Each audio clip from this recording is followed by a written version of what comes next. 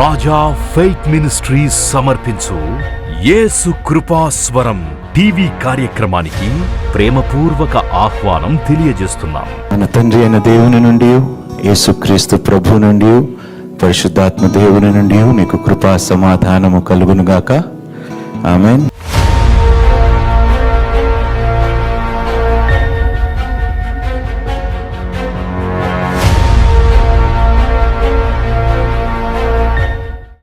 కూడి వచ్చిన మీ అందరికీ ప్రభు పేట వందనాలు. షలోం. ఈరోజు భయము గురించి, విశ్వాసము గురించి మనం మాట్లాడబోతున్నాం. కొంతమందికి ఓవర్ కాన్ఫిడెన్స్ ఉంటుంది, దానిని విశ్వాసం అనుకుంటారు. ఒక చిన్న ఉదాహరణ చెప్తానన్నమాట.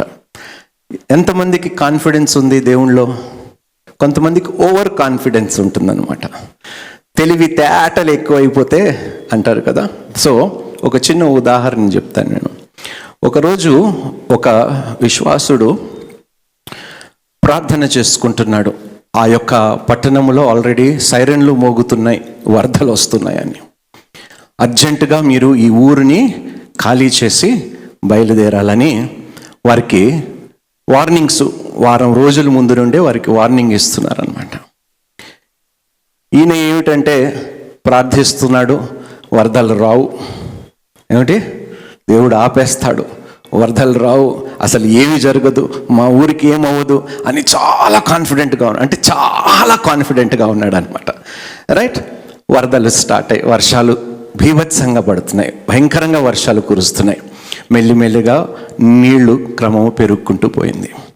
ఆ సమయంలో ప్రార్థిస్తున్నాడు, ప్రభా ఖచ్చితముగా నువ్వు నన్ను తప్పిస్తావు అని ప్రార్థన చేస్తున్నాడు. ఆ సమయంలో ఊరి నుండి మనుషుల్ని తీసుకొని వెళ్ళటానికి కొన్ని ట్రాన్స్పోర్ట్ వెహికల్స్ వచ్చాయి. అందరి ఇంటికి వెళ్ళారు. వెళ్ళి రండి బయలుదేరదాము, ఇంకా ఇక్కడ ఉంటే పెను ప్రమాదము రాబోతుంది, భయంకరమైన పరిస్థితులు రాబోతున్నాయి, రండి అని చెప్పి అందరూ వెళ్తారు. వీడొక్కడే ఆగిపోతాడు, ఊర్లో వెళ్ళడు. చల్పో అంటాడు, నా దేవుడు నాకు తోడుగా ఉన్నాడు, నేను ప్రార్థన చేశాను, దేవుడు నాకు సహాయము పంపిస్తాడు. రెండో మారు నీళ్లు పెరుగుతూ ఉంటే తన ఇంట్లోకి నీళ్ళు వస్తాయి. వస్తున్నప్పుడు పాపం ప్రభుత్వం వాళ్ళు ఏం చేశారంటే పడవలు ఉంటారు కదా, ఫోర్సెస్ని పంపించి ఎవరైనా ఇంకా మిగిలిపోయారో లేదో చూడటానికి అని పంపిస్తే, పడవలో పంపిస్తే వాళ్ళు కూడా వస్తారు. వాడు అంటారు, చల్ అంటాడు, నా దేవుడు నన్ను కాపాడుతాడు. మూడోసారి హెలికాప్టర్ నుండి, ఎందుకంటే నీళ్ళు అప్పటికే వాడి ఇంట మునిగిపోయి వాడు ఏంటి పైన ఉన్నాడు, రూఫ్ మీద ఉన్నాడు అనమాట. రూఫ్ మీద ఉంటూ ప్రార్థన చేస్తున్నాడు. హెలికాప్టర్ పంపించారు. హెలికాప్టర్ చూసింది, తాడు కింద వేస్తే మీ సహాయం నాకు వద్దు, దేవుడు నాకు సహాయము చేస్తానన్నాడు. వెళ్ళిపోయింది. పీకల దాకా నీళ్ళు వచ్చాయి, మునిగిపోతున్నాడు. అప్పుడు అంటున్నాడు, ఏంటి ప్రభా, నిన్ను నమ్ముకొని ప్రార్థన చేసి నన్ను రక్షిస్తానని అన్నిసార్లు అందరినీ పంపించేస్తాను, నాకెందుకు సహాయం చేయలేదంటే, ఒరే పిచ్చివాడా, మొదటగా బస్సు పంపించాను, కాదన్నావు. రెండోసారి పడవలు పంపించాను, కాదన్నావు. మూడోసారి నిన్ను రక్షించడానికి హెలికాప్టర్నే పంపించాను, దాన్ని కూడా తిరస్కరించే, ఇంక నీ సావు నువ్వు సావు. అర్థమవుతుందా? ఓవర్ కాన్ఫిడెన్స్ అనమాట. ఇవి పనికి రావు. ఓకే. సో జాగ్రత్తగా ఉండండి. ఏది విశ్వాసమో, ఏది తెలివి తక్కువతనం అనేది కూడా మనం తెలుసుకోవాలి. ఓవర్ కాన్ఫిడెన్స్ చాలామందికి ఉంటుంది. అంటారు చాలామంది, నీకేం తెలుసు, నాకు అన్నీ తెలుసు అన్నట్టుగా ఫీల్ అవుతుంది. జాగ్రత్తగా ఉండండి. రైట్. కాన్ఫిడెన్స్ ఉండాలి, కానీ ఓవర్ కాన్ఫిడెన్స్ మాత్రము మనకు ఉండకూడదు. రైట్. ఎందుకంటే కొన్ని సందర్భాలలో ఇశ్రాయేలు ప్రజలు ఓవర్ కాన్ఫిడెన్స్ని వారు చూపించినప్పుడు యుద్ధాలలో వారు ఓడిపోయారు. దేవుడు అనుమతి లేకుండా, దేవుడు వారికి తోడుగా లేకుండా వారు యుద్ధానికి బయలుదేరినప్పుడు వాళ్ళు ఓవర్ కాన్ఫిడెన్స్ వలన వారు ఏం ఎదుర్కొన్నారు? అపజయముని ఎదుర్కొన్నారు. జాగ్రత్తగా ఉండండి. రైట్. ఈరోజు కొన్ని విషయాలు మనం వాక్య భాగములో నుండి తెలుసుకుందాము. సంఖ్యాకాండము 13వ అధ్యాయము మొదటి 2 వచనాలు చదువుకుందాం. యెహోవా మోషేకు ఇలాగు సెలవిచ్చెను, నేను ఇజ్రాయేలీలకు ఇచ్చుచున్న కనాను దేశమును సంచరించి చూచుటకు నీవు మనుషులను పంపుము. వారి పితరుల గోత్రములలో ఒక్కొక్క దాని నుండి ఒక్కొక్క మనుషుని మీరు పంపవలెను. వారిలో ప్రతివాడు ప్రధానుడై ఉండవలెను. దేవుడు ఏమంటున్నాడు అక్కడ 12 మంది 12 గోత్రాలకి ఒక్కొక్క వ్యక్తిని, ఎవరైతే చీఫ్ ఉన్నాడో ఆ యొక్క గోత్రానికి ఒక్కొక్క వ్యక్తిని ఆ గోత్రం నుండి పంపించు. కానీ కొత్త నిబంధనలోని దేవుడు మరొక ఆజ్ఞ మనకి ఇచ్చాడు. నీవు సర్వలోకానికి వెళ్ళి సర్వ సృష్టికి ఏం ప్రకటించాలి? ప్రకటించమన్నాడు. శిష్యులుగా వారిని చేయమన్నాడు. తండ్రి కుమార పరిశుద్ధాత్మ త్రియేక దేవుని నామంలో బాప్తిజం ఇయ్యమన్నాడు. దేవుడు దాని తర్వాత ఒక వాగ్దానం ఇచ్చాడు, ఇదిగో నేను నీకు భూదిగంతముల వరకు. ఇప్పుడు నా ప్రశ్న ఏమిటంటే, ఎందుకు బయలుదేరటం లేదు మీరు? ఎవరైనా మిమ్మల్ని ఆపారా సువార్త ప్రకటించడానికి, లేకపోతే మిమ్మల్ని మీరే అడ్డుకుంటున్నారా? ఎందుకు ఈ మాట చెప్తున్నానంటే అమ్మా, దేవుడు వాగ్దానం ఇచ్చాడు, ఒక మిషన్ ఇచ్చాడు, ఒక కమిషన్ ఇచ్చాడు. అక్కడైతే 12 మందికి ఇచ్చాడు, కానీ ఇక్కడ క్రైస్తవులందరికీ దేవుడు ఒక మిషన్ ఇస్తున్నాడు, ఒక కమిషన్. ఏమిటి? సర్వలోకానికి వెళ్ళండి, సర్వ సృష్టికి. ప్రభువా, మేము సర్వ సృష్టికి ఎలాగెళ్ళగలుగుతాం? భాషలు రావంటే పరిశుద్ధాత్మ దేవుడు నీకు భాషలు ఇస్తాడు. దేవునికి స్తోత్రము. నీవు నిజముగా దేవుని కోసము నిలబడగలిగితే ఎవ్వరు నిన్ను ఆపలేరు. దేవునికి స్తోత్రం. ఏ శక్తి నిన్ను ఆపలేదు, ఏ వ్యక్తి నిన్ను అడ్డుకోలేడు. దేవునికి స్తోత్రము. 12 మంది వెళ్ళారు. ఏం చేశారు? 12 మందిలో 10 మంది చెప్పాలి మీరే. చాలామంది ఈరోజు సువార్త నిమిత్తము బయలుదేరుతున్నారు, కానీ మధ్యలో ఎందుకు వచ్చింది ప్రభువా, కష్టంగా ఉంది, ఇబ్బందిగా ఉంది, నా కుటుంబాన్ని నేను పోషించలేకపోతున్నాను, నా భార్య పిల్లల్ని నేను పోషించలేకపోతున్నాను, నా పిల్లల్ని నేను చదివించలేకపోతున్నాను, ఎక్కడైనా పోయి ఉద్యోగం చేసుకుంటా అంటే దేవుడు అంత చేతకాని వాడైపోయాడు. ఒక వ్యక్తి కంపెనీ పెడితే ఆ వ్యక్తి నిన్ను పోషిస్తాడనే నమ్మకం ఉన్నది, కానీ సర్వలోక సృష్టికర్త నిన్ను పోషిస్తాడనే విశ్వాసము కూడా నీకు లేదు. ఎంత దౌర్భాగ్యమో. సర్వలోకమునికి వెళ్ళి సర్వ సృష్టికి వెళ్ళి సువార్తను ప్రకటించమంటే, అయ్యో బాబోయ్, ఇంకేమైనా ఉన్నదా? నా ఇంటిని, నా సుఖాలని, నా యొక్క సరిహద్దులని, నా కంఫర్ట్స్ని, నా యొక్క సుఖభోగాలని అన్నిటినీ ఎలా విడిచిపెడతాను? అదే కదా మన భయము. చెప్పండి, that is what we fear, living comfort zone. మన యొక్క కంఫర్ట్స్ని విడిచిపెట్టడానికి భయము. మనం బయటికి వెళితే క్రీస్తు గురించి మాట్లాడితే హేళన చేస్తారు, అవమానిస్తారు, ఖండిస్తారు, శిక్షిస్తారు, నానా విధాలుగా మనల్ని శోధిస్తారు అనే భయముతోనే కదా ఈరోజు మనం బయటికి వెళ్ళటం లేదు సువార్త ప్రకటించటానికి. దేవుడు ఏమన్నాడో తెలుసా వారికి? సర్వలోకానికి వెళితే నేను నీకు భూదిగంతముల వరకు. నిజం చెప్పాడా, అబద్ధం చెప్పాడా దేవుడు? చెప్పండి. మరి ఎందుకు మనం వెళ్ళటం లేదు? ఎందుకు ప్రయాసపడటం లేదు? ఎందుకు సిద్ధపడటం లేదు? ఎందుకు సువార్త ప్రకటించాలనే ఆశ కూడా మనలో లేకుండా పోతుందంటే భయము. సమాజము మనల్ని వెలివేస్తుందనే భయము, కుటుంబము మనల్ని వెలివేస్తుందనే భయము, లోకము మనల్ని చూసి నవ్వి హేళన చేస్తుందనే ఒక భయము, తిరస్కరింపబడతాము అనే ఒక భయము. భయము భయము భయము. అమ్మా, నువ్వు నిజంగా దేవుని కుమార్తెవైతే, దేవుని కుమారుడు అయితే భయపడవు. ఎంతమంది యేసుక్రీస్తు ప్రభుని ప్రేమిస్తున్నారు చెప్పండి? బైబిల్లో ఒక వాక్యము సెలవిస్తుంది, ఏమిటంటే where there is love there is no fear. ఎక్కడ ప్రేమ ఉంటుందో అక్కడ భయము ఉండదు. మీరు యేసుక్రీస్తు ప్రభుని ప్రేమిస్తే భయం ఎందుకు పడాలి? భయపడవలసిన అవసరం ఉందా? ఆయనని ప్రేమిస్తే, ఆయనని ప్రేమించు వారిని ఆయన విడవడు, ఎడబాయడు. అందుకనే జాగ్రత్తగా ఉండండి అమ్మా. వాళ్ళు చూడండి, దేవుడు చెప్పాడు, 12 మంది వెళ్ళారు. అదే 13వ అధ్యాయంలో 20 వచ్చు. దానిలో చెట్లున్నవో లేవో కనిపెట్టవలెను, మరియు మీరు ఆ దేశపు పండ్లలో కొన్ని తీసుకొని రండని చెప్పాను. అది ద్రాక్షల ప్రథమ పక్వ కాలము. It was the season of the first ripe grapes అన్నమాట. దేవుడు ఆల్రెడీ అన్నీ ఇచ్చి ఒకసారి వెళ్ళి అందులో నుంచి ద్రాక్షాలు తీసుకొని రమ్మన్నాడు. ఎన్ని దినములు సంచరించారండి వాళ్ళు? చెప్పండి, ఎన్ని దినములు? 40 దినములు. 40 దినములు అయిన తర్వాత వారు ఆ యొక్క ద్రాక్ష పండ్లని ఎలా మోసుకొని వచ్చారో తెలుసా? ఒక పెద్ద కర్ర వేసుకొని మధ్యలో, అంటే అంత పెద్ద క్లస్టర్స్ అన్నమాట ఆఫ్ గ్రేప్స్. అంత సంపూర్ణంగా దేవుడు ఆ నేలని ఆశీర్వదించాడు. సమృద్ధి ఆ నేలలో ఉన్నది. వాస్తవంగా వారు ఇచ్చిన సాక్ష్యం కూడా ఏమిటి? కానీ అక్కడ ఏం చూశారో ఒకసారి అది కూడా చూద్దామండి. సంఖ్యాకాండము 13వ అధ్యాయము 33వ వచనము. అక్కడ నెఫీలీయుల సంబంధులైన అనాకు వంశపు నెఫీలీయులను చూచితిమి. సేమ్ థింగ్ కదా మనం చెప్తున్నాము. మనకు అనుకూలమైన వాతావరణం లేదు, అనుకూలమైన ప్రభుత్వము లేదు, మనల్ని హింసించేవారు ఉన్నారు, మనల్ని శోధించేవారు ఉన్నారు. అధికారుల ముందు, ప్రధానుల ముందు, నాయకుల ముందు మనం ఏ విధంగా వారిని తట్టుకుంటాం? వారి పవర్ ముందు మనం ఎంత?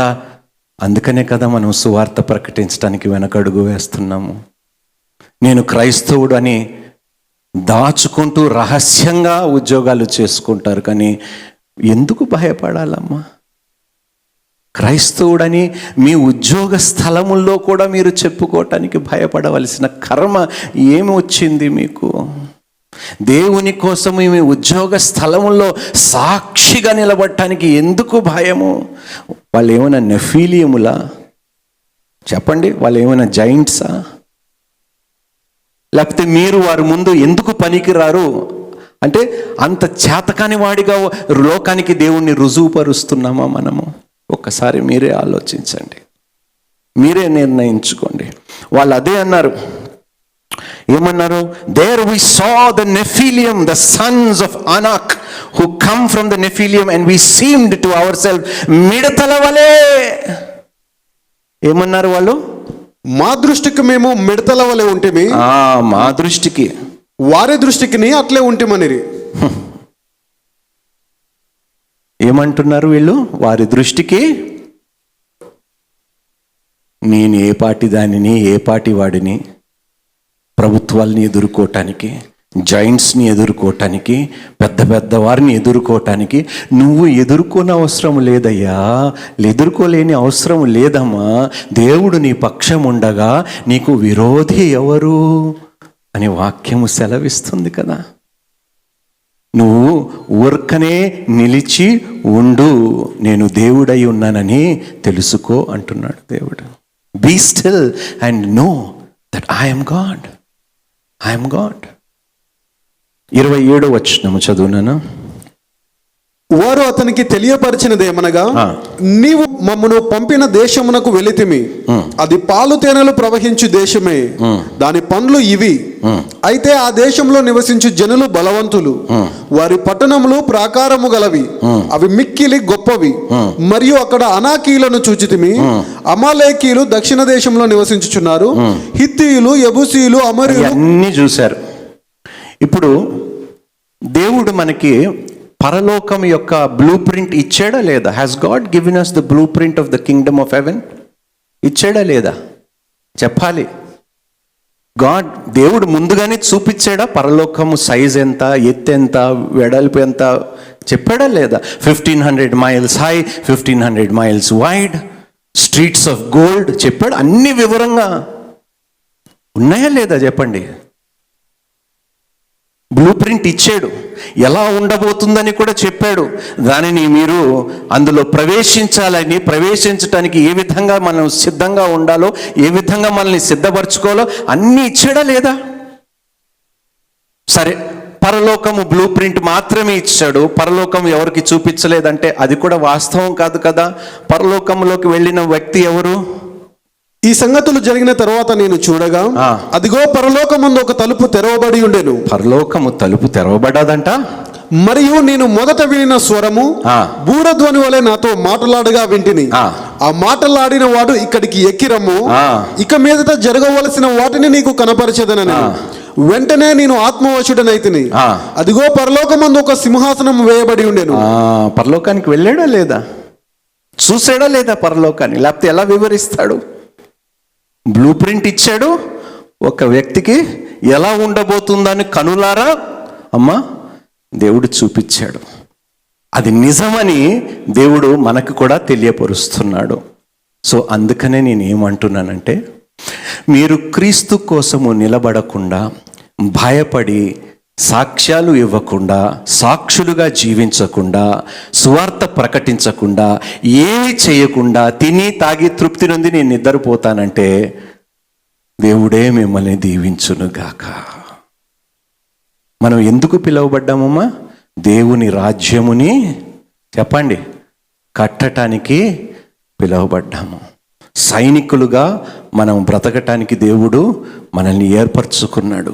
సైతానుడి యొక్క సమూహములను ఎదుర్కొని విజయము పొందుకోవటానికి దేవుడు మనల్ని పిలుచుకున్నాడు. లోకాన్ని ఎదిరించటానికి పిలుచుకున్నాడు. ఎక్కడైతే భయం ఉంటుందో అక్కడ ఆశీర్వాదం ఉండదు, అక్కడ అభివృద్ధి ఉండదు, అక్కడ సమృద్ధి కూడా ఉండనే ఉండదు. Where there is fear there is no blessings. ఉన్నదంతయు కూడా భయం వల్ల మనము పోగొట్టుకుంటాము. సో ఈరోజు అదే అడుగుతున్నాను, ఏ విషయముని బట్టి మీరు భయపడుతున్నారు? ఎందుకు భయపడుతున్నారు? భయపడవలసిన అవసరము క్రైస్తవులకి ఉన్నదా? Is there any reason? నాకు ఒక్క రీజన్ ఇవ్వండి, భయపడటానికి ఒక్క రీజన్ ఇవ్వండి. దేవుడు ఇది చేయలేడు అందుకనే నేను భయపడుతున్నానని ఒక్క రీజన్ జర చెప్పండి ప్లీజ్. అదేంటండి? ఏమైపోతుందో బ్రదర్ నా లైఫ్ నాకే అర్థం కావటం లేదు. భయము, నా ఇంటి పరిస్థితి ఏమిటో, నా జీవితం ఏమిటో నాకే అర్థం కావటం లేదు. సందేహము, సంకోచము, భయము, భీతి. వీడు మారతాడా లేదో అనే నాకు భయము. భయము భయము భయము, అన్నిటిలో భయము. మన మాటలలో కూడా విశ్వాసపు మాటలు లేవు, భయముతో కూడిన మాటలే. Fear of the unknown. ఏం జరగబోతుందో మీ భవిష్యత్తు గురించి భయం. అందుకనే ఏమిటి బ్రతుకు, ఎందుకు బ్రతుకుతున్నాను, అసలు బ్రతకటానికి నాకు కారణమే కనిపించటం లేదు, బ్రతికి నేను సాధించేది ఏమిటి? భయము. ఎన్ని మార్లు మీరు ఈ మాట అన్నారో అంతగా మీరు ఆ మాట యొక్క ప్రతిఫలము మీరు తినబోతున్నారు, అనుభవించబోతున్నారు. ఇది ముమ్మాటికి నిజం. వాళ్ళు వెళ్ళారు, 40 దినములు వారు సంచరించి నిజంగా పాలు తేనెలు ప్రవహించే పట్టణం వలె ఉన్నదని సాక్ష్యము కూడా ఇచ్చారు. కానీ వాళ్ళందరూ భయపడిపోయి, 10 మంది అందులో భయపడిపోయి, అనేక మంది ఇశ్రాయేలు ప్రజల అందరి హృదయాల్లో భయాన్ని సృష్టించారు. వారు భయప్రాంతులు చేశారు వారిని. వారు దేవుని యొక్క మాటల మీద ఫోకస్ చేయకుండా, దేవుడి యొక్క పవర్ మీద, శక్తి మీద వారు ఫోకస్ చేయకుండా మనుషుల మీద ఫోకస్ పెట్టారు. వాళ్ళ ముందు మేము మిడతలు, వారు మమ్మల్ని మింగేస్తారు, నాశనం చేసేస్తారు, మమ్మల్ని ఇది చేస్తారు, వాళ్ళు ఇది చేస్తారు అనే భయముతో వారు ముందుకు వెళ్ళటానికి వెనకడుగు వేశారు. అప్పుడు కాలేబు ఒక మాట అంటాడు, చూడన్నాను 13వ అధ్యాయం 30వ వచనం, సంఖ్యాకాండము. కాలేబు మోషే ఎదుట జనులను నిమ్మలపరచి, మనము నిశ్చయముగా వెలుదుము, దాన్ని స్వాధీనపరచుకొందుము. నిశ్చయముగా వెలుదుము, దాన్ని స్వాధీనపరచుకొందుము, దాన్ని జయించుటకు మన శక్తి చాలున. నేను ఎందుకు ఈ మాట కాలేబు చెప్తున్నాడంటే, దేవుడు ఆల్రెడీ వాగ్దానం ఇచ్చాడు, దేవుడు ఆల్రెడీ మాట ఇచ్చాడు, నేను నీకు ఆ దేశముని స్వాస్థ్యముగా నీకు ఇస్తున్నాను, మీరు వెళ్ళి చూసి ఆ తర్వాత స్వాధీనపరచుకోండి అని దేవుడు చెప్పిన తర్వాత కూడా వారు వెనకడుగు వేశారు, భయపడిపోయారు, పరిస్థితులకు భయపడిపోయారు, పరిణామములకి భయపడిపోయారు,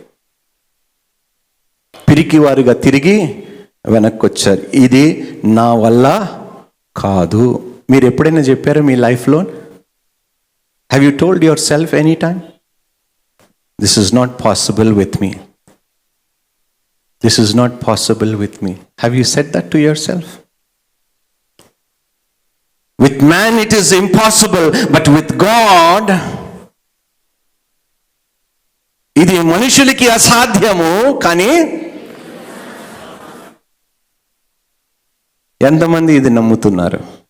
మనిషి దేని గురించి ఎక్కువ భయపడతాడో తెలుసా? ఎంతమందికి ఉద్యోగాలు ఉన్నాయండి? ఎప్పుడైనా భయపడ్డారా పోతుందేమో అని? ఉద్యోగం పోతుందని భయపడుతున్నారు, కానీ రక్షణ పోతుందని భయం ఎవడికి లేదు. గొప్ప వాళ్ళం మనం అందరం కదా. వాస్తవంగా ఏ విషయం మనం భయపడాలో, ఏ విషయం మనం భయపడకూడదో తెలియని స్థితిలో మనం ఉన్నాం. ఈ ఉద్యోగం పోతే మరొక ఉద్యోగం దేవుడు నాకు ఇస్తాడు. దేవుడికి సమస్తము సాధ్యము, నమ్మటము నా వశమైతే నమ్మువానికి సమస్తము సాధ్యము. హల్లెలూయా. చూడండి ఏమన్నాడు కాలేబు. చదువునాను మళ్ళీ ఒకసారి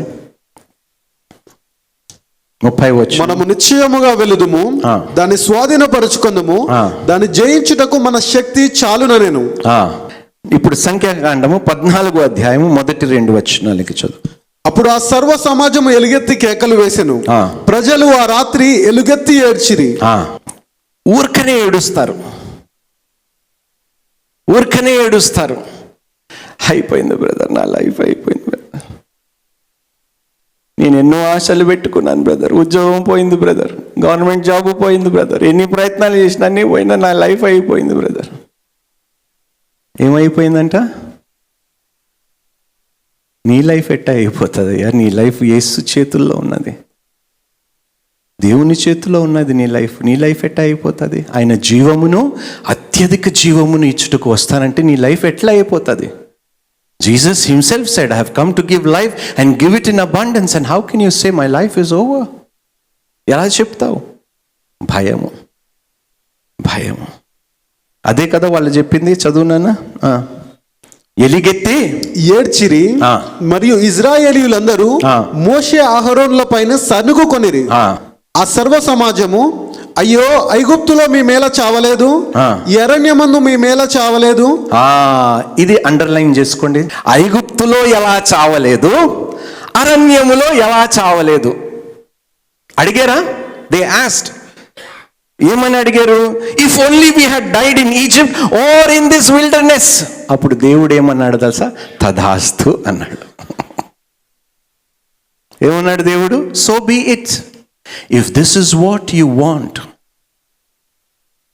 if this is how much you fear, ఇంతగా నువ్వు భవిష్యత్తు గురించి, నీ జీవితము గురించి, నీ బ్రతుకు గురించి, నీ ఉద్యోగాల గురించి, సమస్తము ఈ లోకంలో ఉన్న వాటి గురించి నువ్వు భయపడుతూ మాటలు పలుకుతున్నావా?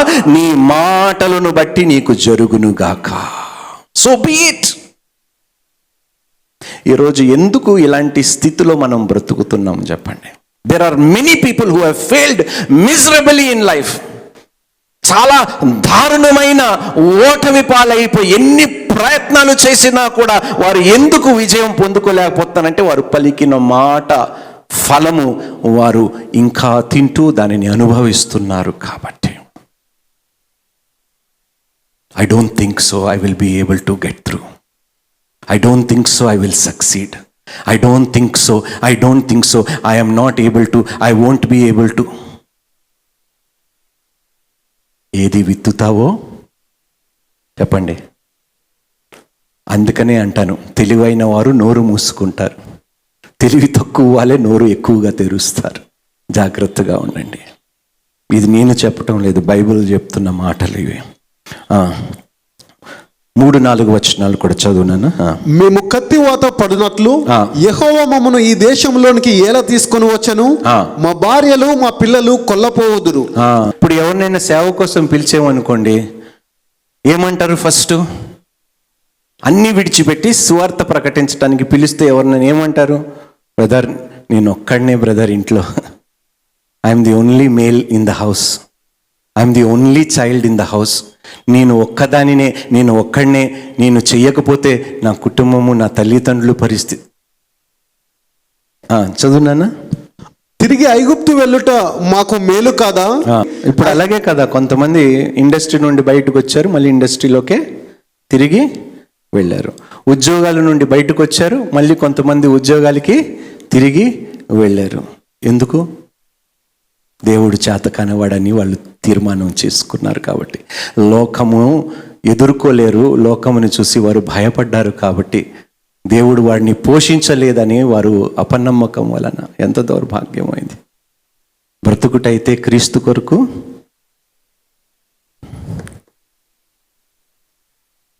ఎంతమంది చావటానికి సిద్ధంగా ఉన్నారు క్రీస్తు కొరకు? మనము నాయకుడు ఒకరిని నియమించుకొని ఐగుప్తునకు తిరిగి వెళ్ళుదామని ఒకరితో ఒకడు చెప్పుకొనగా, మోషే అహరోనులు ఇజ్రాయేలీల సర్వ సమాజ సంఘం ఎదుట సాగిలపడ్రి.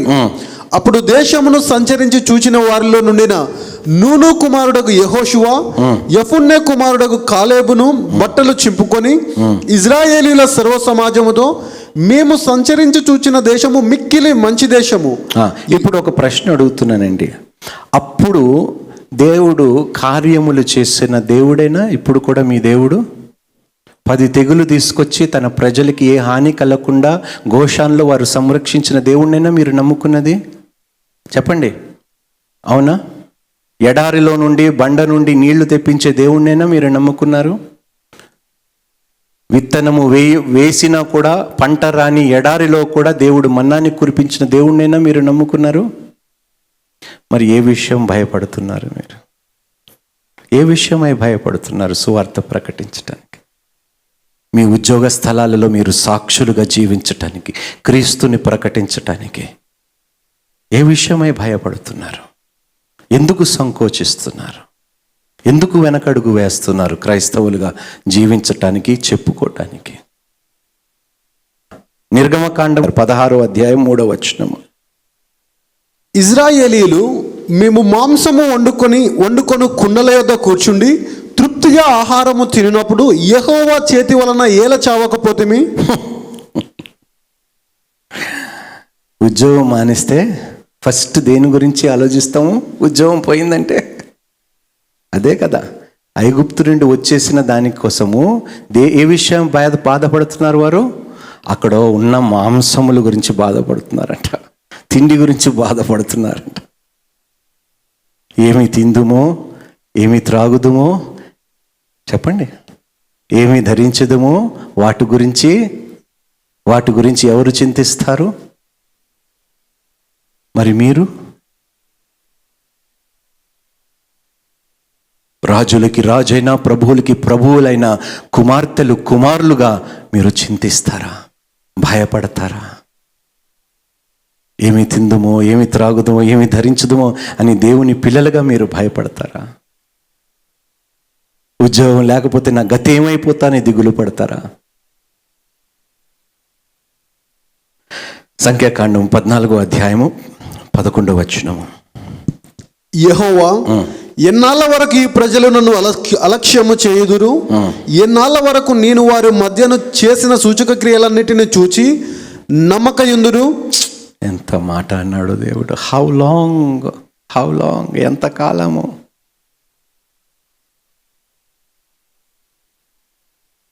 గత సంవత్సరాల్లో ఉన్న కష్టాలు ఇప్పుడు ఉన్నాయా మీకు? చెప్పండి. లాస్ట్ ఇయర్ కొన్ని డిఫికల్టీస్ మీరు ఫేస్ చేశారు. అవే డిఫికల్టీస్ ఉన్నాయా లేకపోతే కొత్త ఛాలెంజెస్ ఉన్నాయా మీకు? అంటే అవి దేవుడు తీసేశాడు కదా, ఈ సంవత్సరం కూడా తీసేస్తాడు కదా, వచ్చే సంవత్సరం కొత్తవి ఇస్తాడు కదా. దేవునికి స్తోత్రం. శ్రమ కలుగుట నాకు భయం ఆయను కాదు, నాకు మేలాయను. శ్రమల యందు నేను ఆనందిస్తున్నాను, శ్రమలోని నేను మహా ఆనందముగా ఎంచుచున్నాను. దేవునికి స్తోత్రము.